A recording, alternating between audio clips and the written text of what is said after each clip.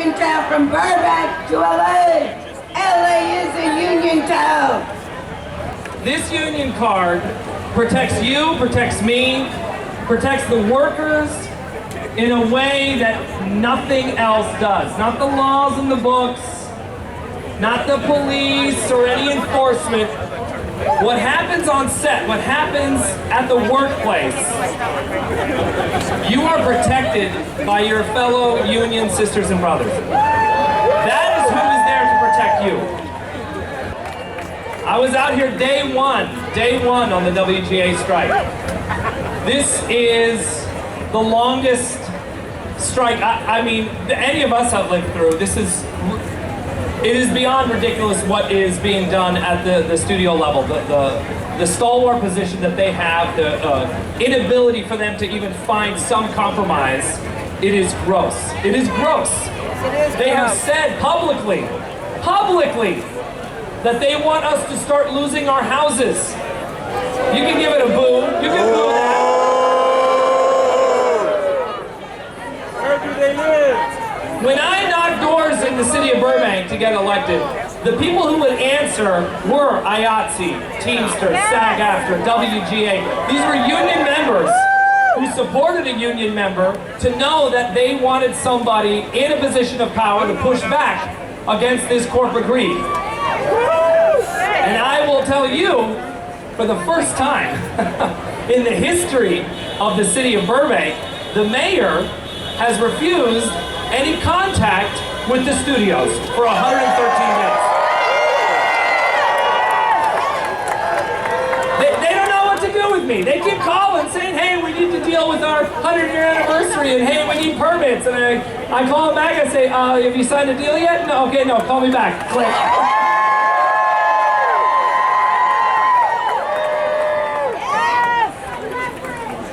And that's what happens when you elect union members. That's what happens when you have union support. We push back, we're in solidarity together. That's what all of this means, all these different unions together. Solidarity.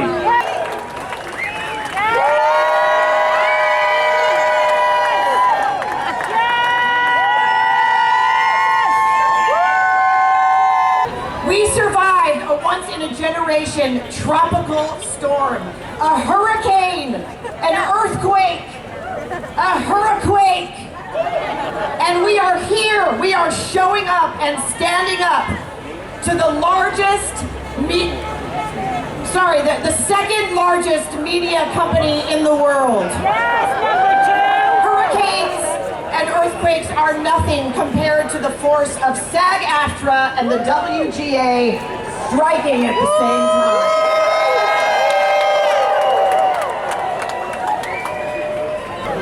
My sister was a Disney princess, a badass, gorgeous, gun-toting princess that would go on to lead the Rebel Alliance. I remember when I first saw her in Star Wars, I felt what I've come to realize a lot of people felt, like that was the princess that we deserved. And then I thought, maybe I might be part princess. She would have been here today, she would have been so proud. But it's all up to us to be the great resistance against the evil empire. What happens when workers unite and demand a fair share of the profit we help to create? But just like the mouse taught us, good always triumphs over greed. The eyes of the world are watching, but more importantly, the American worker is watching. And like us, they are saying, enough! Enough to low wages that don't keep up with inflation. Enough to unsafe work conditions. Enough to dehumanizing technology. Enough to devaluing our work. Make no mistake, we are at a crossroads. The very existence of our jobs is at stake. They're looking to us. What happens when finally someone stands up to corporate greed? You're doing it right now. Give yourselves a round of applause.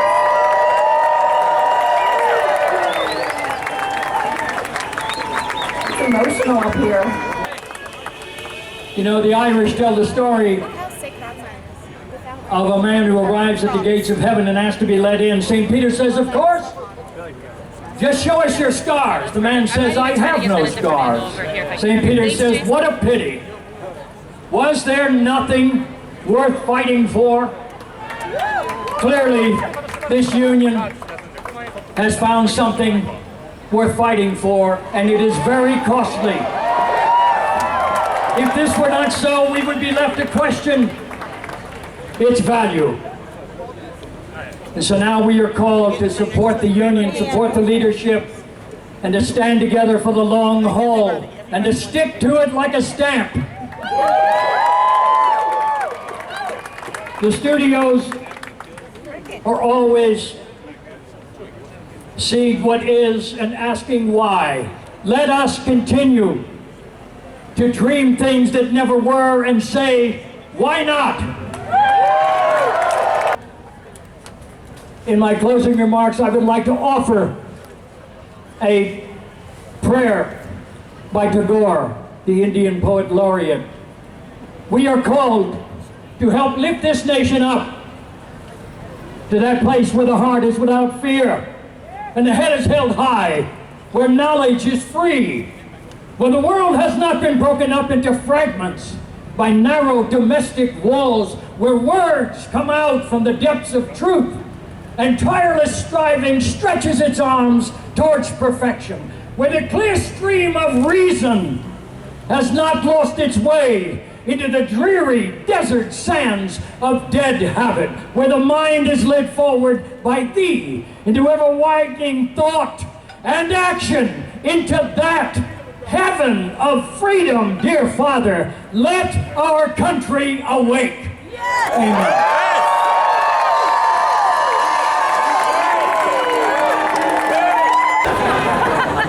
I'm a member of many unions. I was a Teamster, I was an IBEW member, I was a New York City cab driver, Actors Equity, WGA and SAG AFTRA. And I know of all these experiences with the unions is one message that must be accepted, must be embraced, and that is we stick together, we fight together, and we do not give in. I think it's very clear as I look out here, Melina's booing me. As I look out here today, it's been very clear and it's wonderfully inspiring. These producers way underestimated our resolve. Way underestimated. And we're tired of these producers going to Wall Street and crowing about their extraordinary profits to justify their obscene personal financial rewards, and then turning to us, the people who create the value of their entire lives, and then telling us that this business just doesn't work anymore. You need to pay us.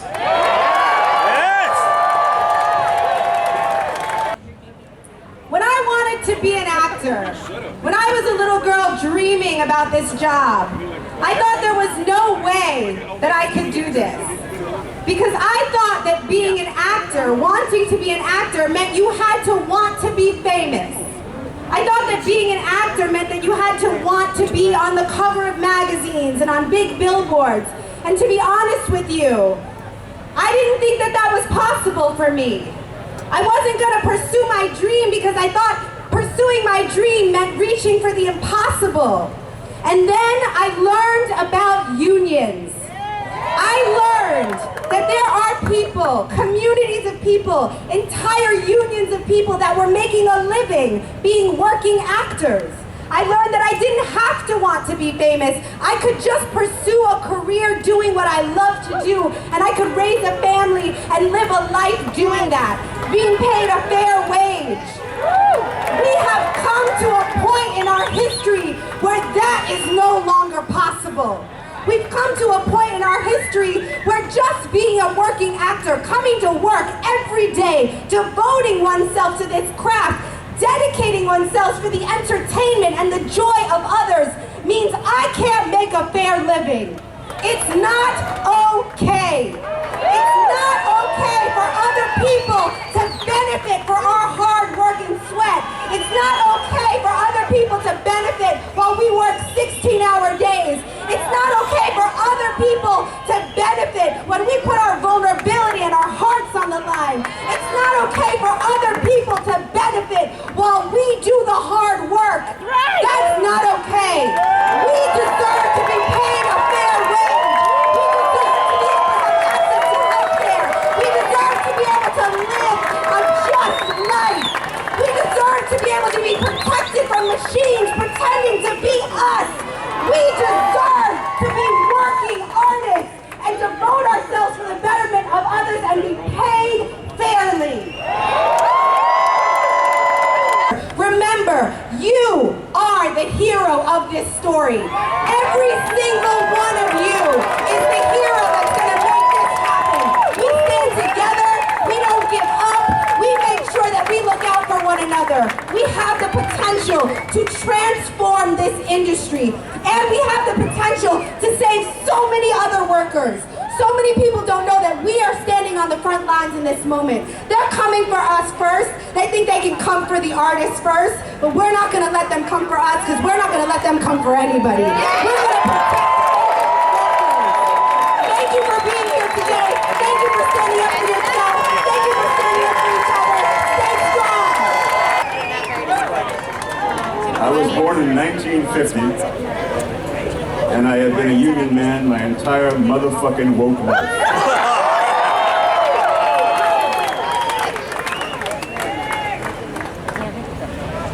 My parents were union people. We were lower middle class. New York City. Didn't have a summer home. Didn't have a yacht. Didn't have anything but love and humor. Which is what got me here today.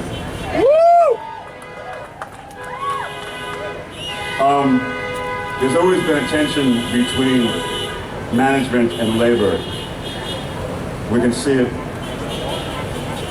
today, here. We can see it everywhere we turn. They just somehow feel that they deserve all the toys. The fucked up thing is, however much they take will never be enough. So what they need to do is make us feel small. Devalue us. Gaslight us with the thought that if we don't walk in line, lockstep, we can be replaced. Because any motherfucker could do what we do.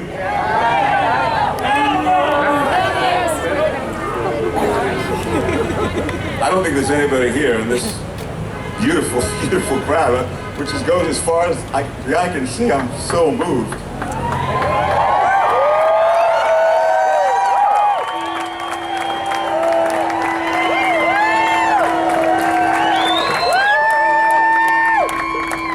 I don't think there's anybody here that wants a golden parachute or even knows what the fuck that is. No idea. Or wants stock options, or wants to buy one company and then fire 15,000 people so that two companies with less workers looks better on the bottom line. I don't think anybody here wants to do that. No. What we want to do is tell stories about human beings. How the fuck can we tell stories about humanity, which is what we all do, which is what we love to do, which is what many of us do for free, if they want to dehumanize us? Doesn't make any sense. And all that money that's engendered every year by the work that you all do, there's plenty of that to go around.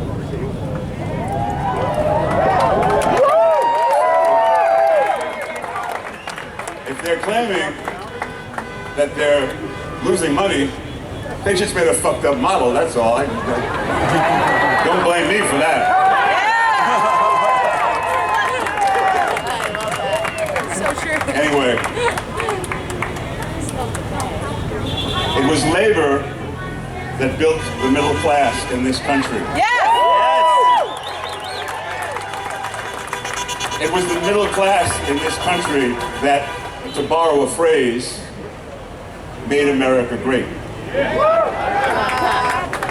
It wasn't the top 1%. They were never in the middle class. They never know what it's like to work a 14-hour day, so you can come home at the end of the day and put food on the table and maybe put your kids through school and maybe retire with dignity.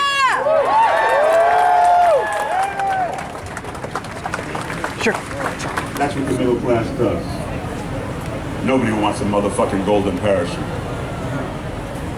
So, we're living in this state of complete gaslighting, trying to convince us, well, this is the truth, when we know it's not.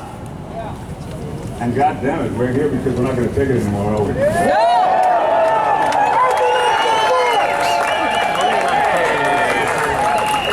Enough is enough. Enough is enough! No matter how much milk you motherfuckers get, it's never going to be enough. So come back to the table. Throw your arms around us. Let us tell you how much we appreciate you for the resources you give us to do our thing. And you motherfuckers better tell us how much you appreciate us. We're giving you your bottom line. I love you all.